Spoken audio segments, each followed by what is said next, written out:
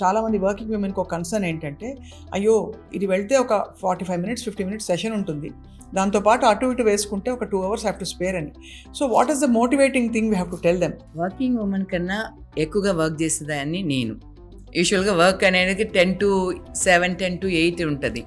నాది అలా కాదు. నాది క్లినిక్స్ క్లోజ్ అవి నాకు రిపోర్ట్స్ అంతా వచ్చేదానికి 10-10:30 అవుతుంది. దాని తర్వాత నేను పడుకుంటున్నాను. నేను 4:30కి లేస్తాను. లేచి దాని తర్వాత ఒక 1 hour వాకింగ్. ఆ వాకింగ్ ఎందుకంటే నా స్ట్రెస్ రిలీవ్ అవ్వటానికి. బికాస్ నాది stress related job, sitting job అన్నమాట. సో నా స్ట్రెస్ రిలీవ్ అవ్వటానికి అది చేసుకుంటాను. మనం ఫస్ట్ మైండ్లో ఆ మోటివేషన్ అనేది పెట్టుకోవాలి. మనం తగ్గాలి, మన హెల్త్ కోసం తగ్గాలి, మనకి మనమే చెప్పుకోవాలి. ఫస్ట్ మనల్ని మోటివేట్ చేసుకుంటే సెల్ఫ్ మోటివేషన్ చాలా ఇంపార్టెంట్. చేసుకున్నామంటే ఆటోమేటిక్గా మైండ్లో ఎక్కిచ్చేసామంటే దాని ప్రకారం మనం నడుస్తూ ఉంటాం. కన్సిస్టెన్సీ ఒక్కొక్క రోజు మనం చేస్తున్నాం చెప్పుకుంటూ ఉంటే డెఫినెట్గా జరుగుతుంది.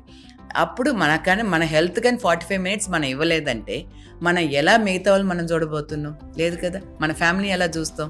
చూడనవ్వదు. సో హెల్త్ కోసం మన కోసం ఆ 45 మినిట్స్ 1 hour టైం స్పెండ్ చేసేది చాలా మస్ట్.